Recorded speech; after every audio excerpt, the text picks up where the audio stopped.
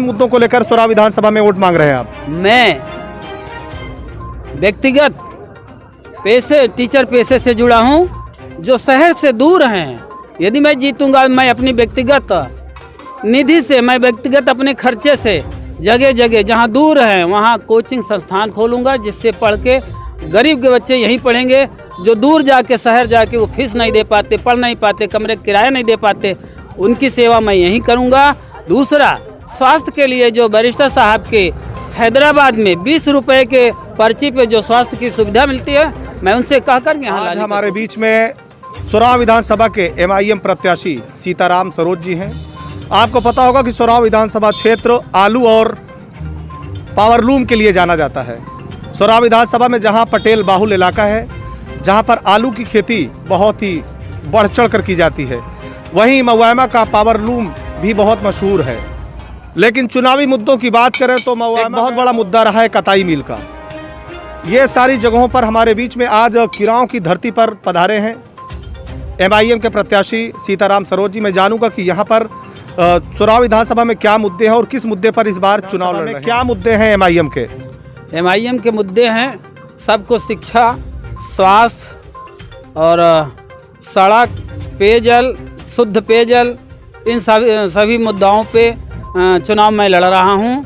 और जहां तक हो सकेगा मैं जनता को सभी समस्याओं का निदान करने की कोशिश करूंगा। सोरा विधानसभा में कताई मिल का बहुत बड़ा मुद्दा रहा है। इससे पहले भी कई विधायक बने हैं और हर एक विधानसभा चुनाव में कताई मिल का मुद्दा सबसे आगे रहता है। आपकी क्या योजना है कताई मिल के लिए? अगर आप विधायक बनते हैं तो क्या करेंगे?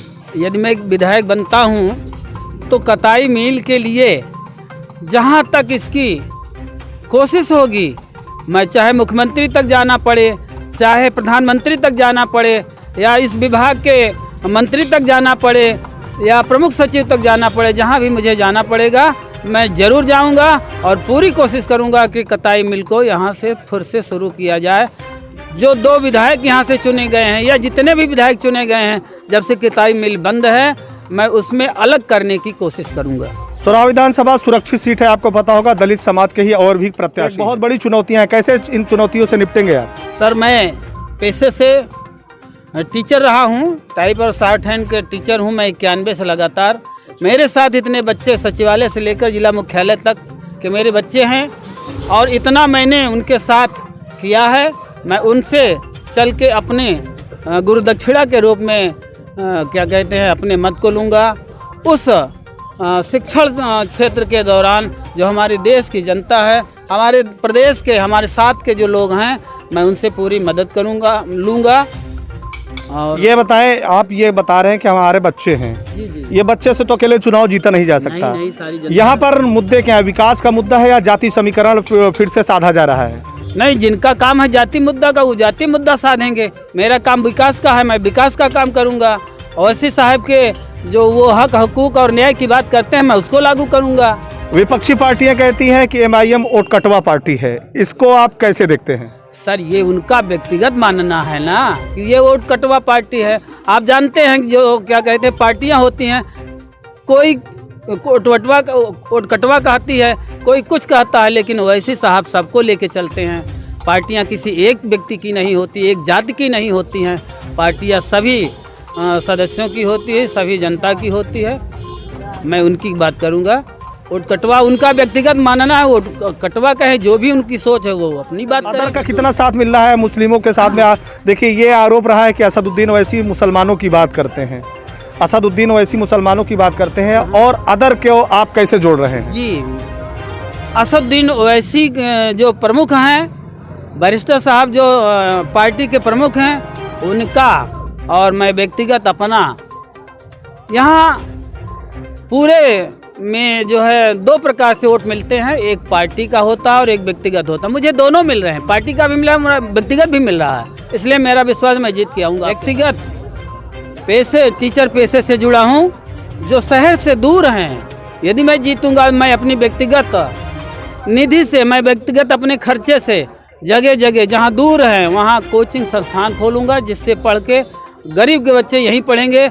जो दूर जाके शहर जाके वो फीस नहीं दे पाते, पढ़ नहीं पाते, कमरे का किराया नहीं दे पाते, उनकी सेवा मैं यहीं करूँगा।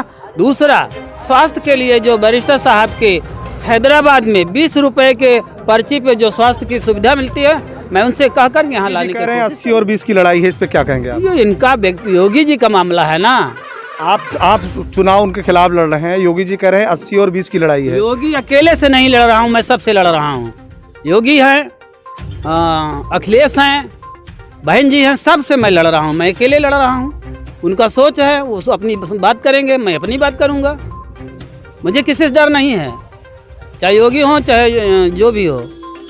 तो यहाँ पर आपने कहा कि सोरा विधानसभा में हम चुनाव जीतेंगे, ये करेंगे। जी जी, किस तरह से जनता का सपोर्ट मिल रहा है? मिल रहा है, प्यार मिल रहा है। मैं जहाँ भी जा रहा हूँ देख लीजिए, सब सामने हैं आपके साथ। अभी आपने हमारे काफिले को देखा नहीं है। अभी मैं सिसई चौराहे से लेकर मैं कई गाँव का दौरा किया। आप होते तो देख लेते खुद, कहने की ज़रूरत नहीं थी, मैं ना होती मेरे पास। चुनाव होने जा रहा है, क्या वास्तव में विकास का मुद्दा चल रहा है या फिर जाति समीकरण को साधने की कोशिश की जा रही है? उत्तर प्रदेश में कई तरह के मुद्दे इस समय चर्चाओं में हैं, जहां पर उत्तर प्रदेश में 7 चरण में होने वाले मतदान के पहले 2 चरण के मतदान हो चुका है। आने वाले 5 चरण के मतदान उत्तर प्रदेश की दिशा और दशा तय करने वाले हैं कि उत्तर प्रदेश में किसकी बनेगी सरकार। क्या योगी आदित्यनाथ पुनः सत्ता में वापसी करेंगे या फिर उत्तर प्रदेश में परिवर्तन होने वाला है? ये तो आने वाला 10 मार्च तय कर देगा कि उत्तर प्रदेश की जनता किसे अपना जनादेश देती है। सत्य लाइव टीवी से कैमरामैन आसिफ के साथ मैं अनवर सिद्दीकी।